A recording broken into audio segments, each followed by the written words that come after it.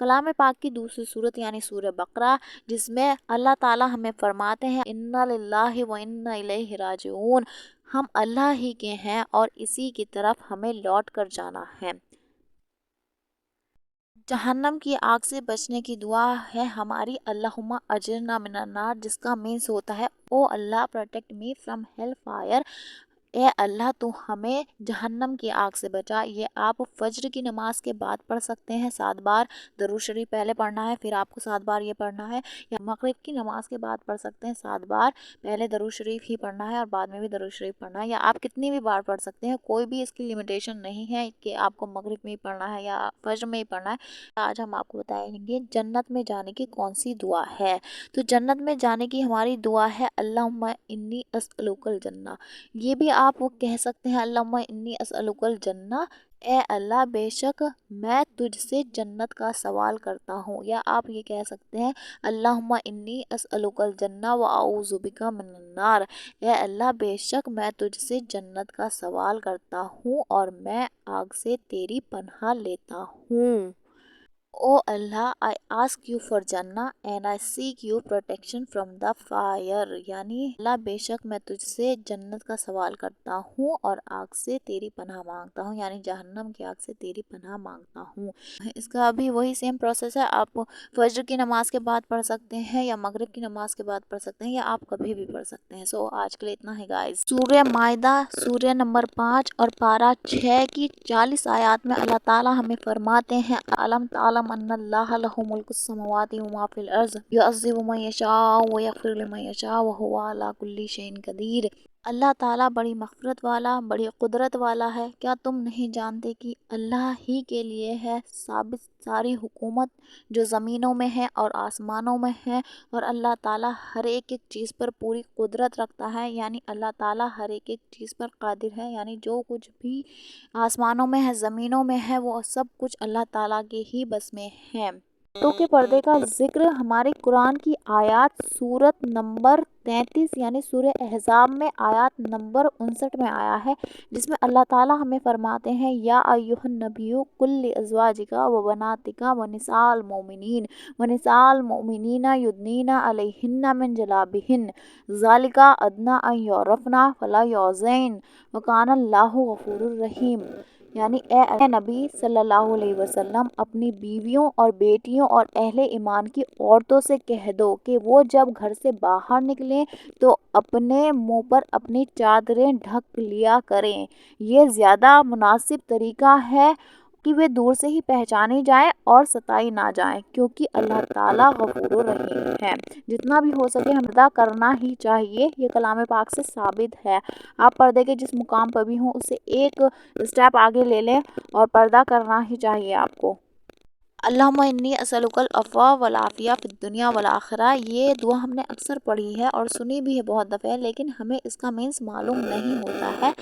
تو اس کا مینس ہے O Allah I ask you for forgiveness and well being in this world and in the hereafter، اے اللہ میں تجھ سے سوال کرتا ہوں گناہوں کی معافی کا اور آرام کا دنیا میں اور آخرت میں بھی۔ بہت زیادہ پاورفل دعا ہے، تو آپ اس کو پڑھیں اپنی معافی کے لیے، اپنی آخرت کی اور دنیا کی معافی کے لیے۔ آج کے لیے اتنا ہے گائز۔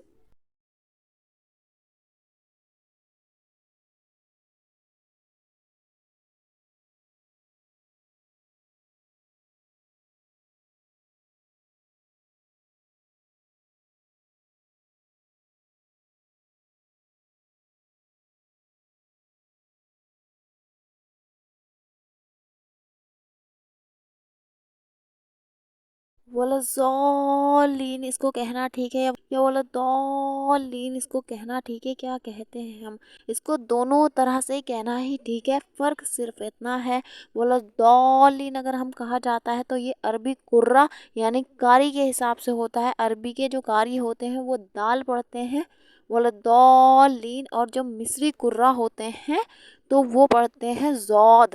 یعنی ولا ضالین، منہ بھر کر جو آواز ہوتی ہے ہماری ولا ضالین، ضاد کی آواز میں اس کو پڑھا جاتا ہے۔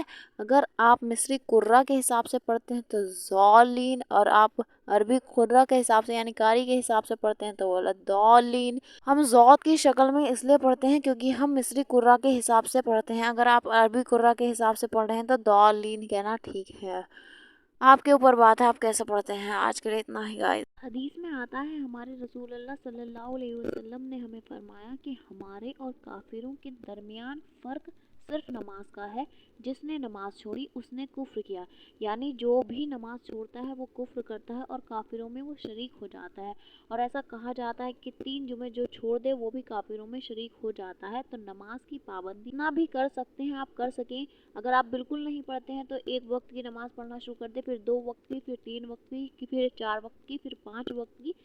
بہتر ہے کہ آپ نماز کی پابندی کریں اور نماز پڑھنے جائیں۔ اگر مزہ بھی نہیں آتا ہے نا آپ کو نماز پڑھنے میں، یا دل بھی آپ کا نہیں کرتا، پھر بھی آپ نماز پڑھیں، نماز پڑھنے جائیں، نماز کی پابندی رکھیں۔ ہم سب کہتے ہیں صبر کرو، صبر سے کام لو، ان اللہ مع الصابرین، لیکن اللہ تعالیٰ اس میں فرماتے ہیں کہ صبر بھی ایسا صبر کرنا چاہیے آپ کو کہ آپ پہلی بار میں ہی صبر کر جائیں، یعنی کسی نے آپ کو کچھ بھی کہا ہے اور آپ نے اس بات پر صبر کر لیا تو ایسا صبر آپ کو کرنا چاہیے۔ فاصبر علی ما یقولون، یعنی یہ لوگ جو کچھ بھی کہتے ہیں تم اس پر صبر کرو، یہ نہیں کہ آپ اس سے لڑ کر بیٹھ گئی، آپ نے اس کو تانا مارا یا کچھ جواب دے دیا، ایسا صبر اسلام میں صبر نہیں کہلاتا۔ صبر وہ صبر ہے جو پہلی بار میں کیا جائے، اور جو کچھ بھی لوگ کہتے ہیں اس پر صبر کرو، بے شک اللہ ان لوگوں کے ساتھ ہے جو پہلی بار میں صبر کرتا ہے۔ کیا مسلم معاشرے میں عورتیں بال کٹوا سکتی ہیں؟ جی ہاں بالکل، آپ مسلم معاشرے میں بال کٹوا سکتی ہیں، بالوں کو کٹوانے کی کوئی بھی پابندی نہیں ہے۔ آپ کے اگر بال بہت زیادہ خراب ہو رہے ہیں، بہت زیادہ بیکار ہو رہے ہیں تو آپ کٹوا سکتی ہیں، اور بال ویسے بھی آپ کٹوا سکتی ہیں، لیکن آپ کو ٹھیک طریقے سے کٹوانا ہے، ایسے نہیں کٹوانا کہ بالکل لڑکا یا لڑکی میں کوئی فرق ہی نہ بچے، یعنی بوائے ہیئر کٹ آپ کو نہیں نکلوانا ہے، بوائے ہیئر کٹ نکلوانے کی سخت منائی ہے، باقی آپ بال کٹوا سکتے ہیں۔ بالکل بھی ایسا نہ کر لیں کہ آپ کا فیس پیچھے سے پتہ ہی نہ چلے کوئی لڑکا کھڑا ہے یا لڑکی کھڑا ہے، ایسے حلیہ نہیں بنانا چاہیے آپ کو۔ کیا ٹخنوں سے نیچے پینٹ یا پاجامہ پہن کے نماز ہو سکتی ہے؟ نہیں ہو سکتی۔ آپ کی پینٹ یا پاجامہ ٹخنوں سے نیچے ہے تو آپ کی نماز نہیں ہوگی۔ اگر آپ نماز پڑھ رہے ہیں اور آپ کو یہ خیال نہیں ہے تو نماز ہو جائے گی، لیکن اگر آپ کو پتہ ہے کہ آپ کی پینٹ ٹخنوں سے نیچے ہے تو اس میں نماز نہیں ہوگی، اس میں نماز مکروہ ہو جائے گی۔ رسول اللہ صلی اللہ علیہ وسلم نے فرمایا کہ مجھے حکم دیا گیا کہ میں 7 ہڈیوں پر سجدہ ادا کروں، پیشانی، دونوں ہاتھ، دونوں گھٹنے اور دونوں پنجے، اور یہ بھی حکم ساتھ میں دیا گیا کہ نماز میں کپڑے اور بال کو نہ سمیٹو۔ جی ہاں، آپ نہ تو کپڑے سمیٹ سکتے ہیں نہ ہی بال سمیٹ سکتے ہیں، تو اپنے کپڑوں کو آپ فولڈ نہیں کر سکتے ہیں نماز میں، یہ ہے مکروہ ہے۔ پینٹ کے پاجاموں کو لپیٹ نہیں سکتے، اوپر چڑھا نہیں سکتے، یہ مکروہ ہے۔ یہی بات عورتوں کے اوپر جائز نہیں ہوتی ہے، عورت اپنے ٹخنوں سے اوپر کپڑے نہیں پہن سکتی، نہ ہی اس سے نماز پڑھ سکتی ہے۔ کیا ناخن کو ہمیں ایسے ہی پھینک دینا چاہیے یا ایک جگہ مٹی میں دبا دینا چاہیے یا ایک جگہ حفاظت سے رکھ دینا چاہیے؟ آپ کو ناخن، اپنے بال اور پیڈ ہمیں ایسے ہی لاپرواہی کے ساتھ یہ نہیں پھینکنی چاہیے، کیونکہ بالوں پر، پیڈ پر اور ناخنوں پر جادو ہوتا ہے، تو ہمیں اگر آپ اپنے ناخن کاٹیں تو ایک جگہ اس کو اکٹھا کر لیں، یا تو آپ اس کو مٹی میں پھینک سکتے ہیں یا کاغذ میں کر کے یا کسی پولی میں کر کے ایک طرف کو ڈال سکتے ہیں۔ ایسے ہی آپ کے بالوں کی بات ہے، جو اترے ہوئے بال ہوتے ہیں، جو کام میں بال ہوتے ہیں، ان کو یا تو بیچ میں سے توڑ دیں یا اس پر تھوک کر پھینک دیں، کو ایک پولی میں اکٹھا کر کے زمین میں دبا دینا ہے یا ایسی جگہ پھینک دینا ہے جہاں کوئی نہ جا سکے۔ ایسے ہی پیڈ کی بات ہوتی ہے، پیڈ کو تو ویسے بھی نہیں پھینکنا چاہیے کیونکہ گندا بہت زیادہ لگتا ہے، وہ پولی میں کر کے ایک جگہ پر آپ کو دینا چاہیے، آپ کو ڈسٹ بن میں ڈال سکتے ہیں یا آپ کہیں اور جگہ ڈال سکتے ہیں۔